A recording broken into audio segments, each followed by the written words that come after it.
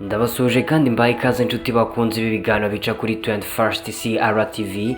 Nizere ko aho muri hose mukomeje kugubwa neza cyane. It's your boy Angelo Rwanda on the microphone. Please make sure ko wakoze subscribe ugakanda no kukazogera kugira ngo uzajye ubona imenyeshwa cyangwa se notifications z'ibintu tuba twashyizeho daily umunsi ku munsi, kugira ngo amakuru aba ari cyo cyambere abagirireho kugira ngo rero nkuko musanzwe mubizi cyangwa se nkuko musanzwe mugenda mubona amakuru ku bitangazamakuru bigiye bitandukanye hirya no hino, amaso hafi y'isi yose yerekeye mu gihugu cya Repubulika Iharanira Demokarasi ya Kongo. Mwarabibonye rero ko hari amakuru yagiye avugwa ko u Rwanda rwafatiwe ibihano n'ibihugu hafi ya byose bikomeye byo ku mugabane w'i Burayi, bishinja u Rwanda kuba rwafasha umutwe wa M23.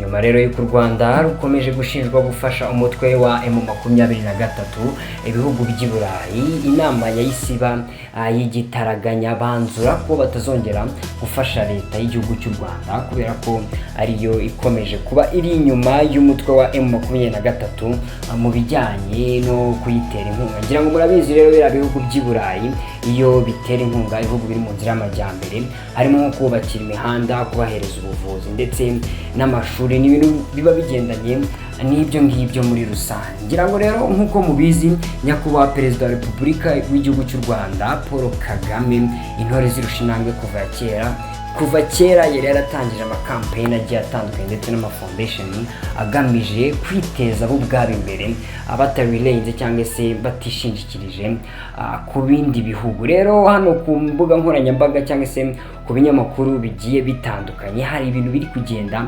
bivugwa hirya no hino bivuga ko ngo iki gihugu uburyo gikoramo bizakomeza kurakaza ibihugu by'u Burayi. Kubera iki umutwe w'inkuru uvuga gutya? Ngira ngo murabizi ko biriya bihugu by'i Burayi iyo bifashe igihugu ariko igihugu gikasa nkaho gishaka kubigaranzura, nyine birabarakaza cyane kubera ko baba bashaka ko ibihugu byose biri mu nzira y'amajyambere hafi ya byose bibagendera mu kwaha. Byatangajwe rero ko umuyobozi mukuru wa polisi y'u Rwanda, Inspector General of Police Namhoranye Felix, hamwe na Minisitiri w'Ubuzima Dr Sabin Nsanzimana bafashe umwanzuro.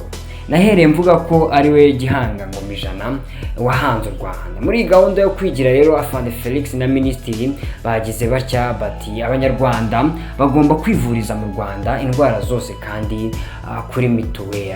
Aho rero niho kamera zo mu mihanda zizira. Polisi iti amafaranga azajya acibwa abantu na kamera mu mihanda amenshi tuzayashyira muri iyi serivisi ya mituweli de sante, kandi ibi birakorwa. Ngira ngo nkuko mubyumva, umuyobozi w'igihugu cyacu nyakubahwa perezida Paul Kagame amaze gutoza abo bafatanyije kuyobora igihugu cyose, nyuma y'uko wavuze ari nako kugira imvugo n'ingiro. Rero bakomeje bavuga bati kwa kundi ukora amakosa mu muhanda kamera ikakwandikira ujye umenya ko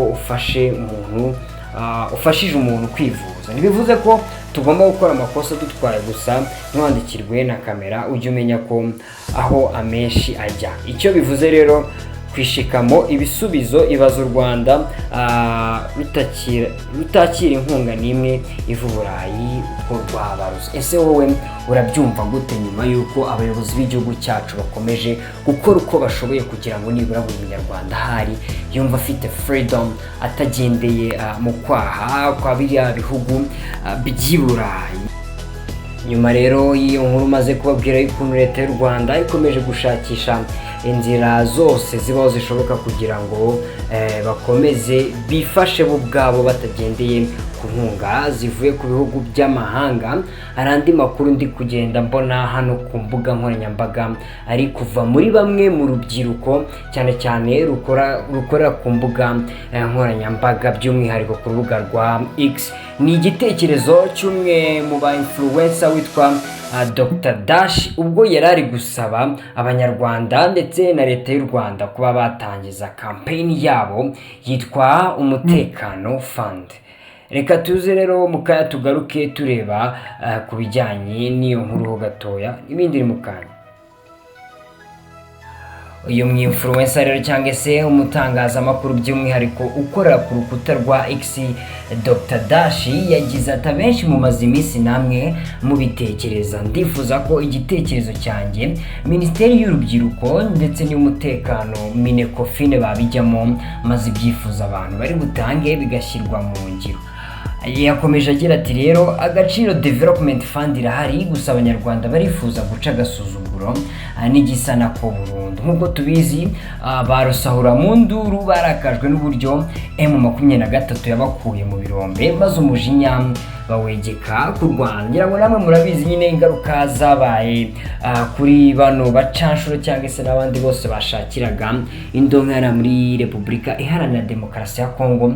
M23 aho yagiye yigarura hose yagiye ashyira ku murongo, ikora nk'icyo twakwita kubafata kunda. Dr Dash rero yakomeje agira ati nk'uko twabibonye mu kwezi gushize FDLR n'abambari babo FARDC barashe mu Rwanda ibisasu byinshi, gusa ubwirinzi bw'u Rwanda butabara abanyarwanda murabyibuka.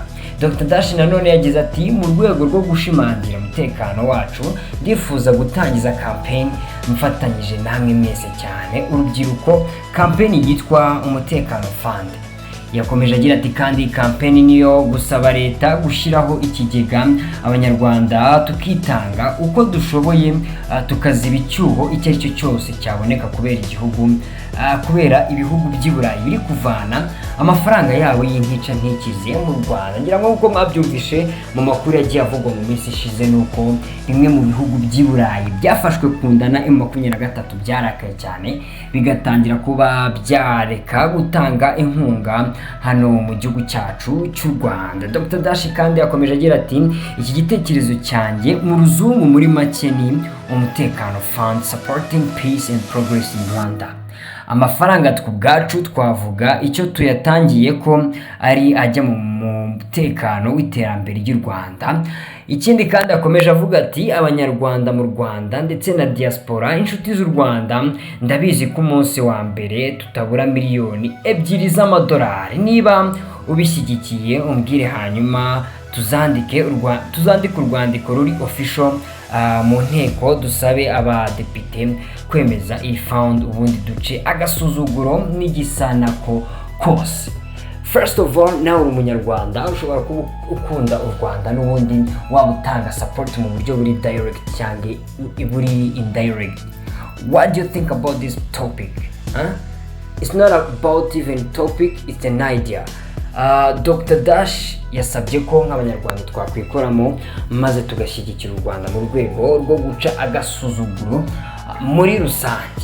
Ubitekerezaho byandike muri comment ndetse wenda unataginge Dr Dash kugira ngo ukomeze ushyigikire idea yiwe nimba wumva koko bikwiye ko twaca agasuzuguro muri ubwo buryo.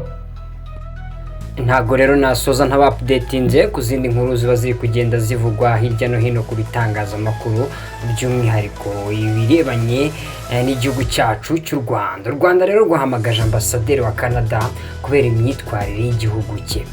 Minisiteri y'Ububanyi n'Amahanga yahamagaje ambasaderi wa Canada mu Rwanda kugira ngo atange ibisobanuro ku myitwarire y'igihugu cye cyashinje u Rwanda ubwicanyi muri Repubulika Iharanira Demokarasi ya Kongo. Ambasaderi wa Canada rero mu Rwanda yahamagajwe kuwa 4 Werurwe mu 2025 ni nyuma y'amasaha make iki gihugu gishinja u Rwanda kugira ingabo muri Repubulika Iharanira Demokarasi ya Kongo no gufasha umutwe mu 23. Canada kandi ikindi yashinja u Rwanda no kugira uruhare mu bugizi bwa nabi bukorerwa mu burasirazuba bwa RDC burimo kugaba ibitero ku basivile, ku mpunzi, ku batabazi, ku ngabo z'umuryango w'abibumbye n'iz'akarere muri rusange, ubuhotozi, gushimuta no gufata ku ngufu abagore n'abakobwa. Ibi birego byose rero nta na kimwe kigeze gitangirwa ibimenyetso. Minisiteri y'Ububanyi n'Amahanga yatangaje ko nyuma yo kubona itangazo rigereka ku bijyanye n'intambara iri muri RDC u Rwanda yahisemo guhamagaza ambasaderi wa Canada kugira ngo atange ibisobanuro.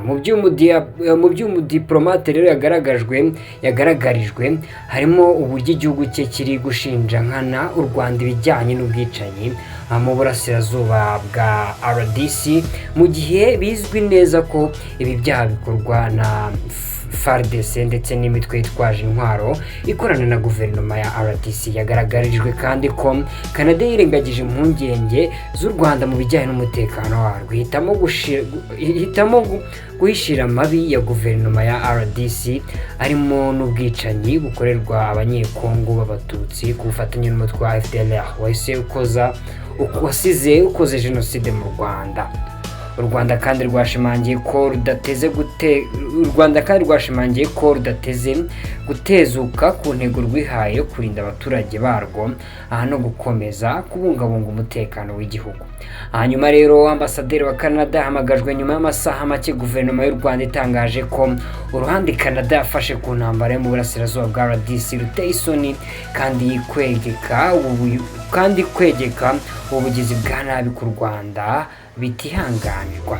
Abarimo rero Rwamucyo Ernest uhagarariye u Rwanda mu muryango w'abibumbye bagaragarije ko iyo myitwarire ya Canada ishobora kuba ifitanye isano n'inyungu iki gihugu gifite muri RDC cyane zigendanye n'ubucukuzi bw'amabuye y'agaciro. Yatangaje ko Canada yafatiye u Rwanda ibihano mu gihe umujyi wa Toronto uri kuberamo inama mpuzamahanga yo kubyaza umusaruro amabuye y'agaciro ya PDAC 2025.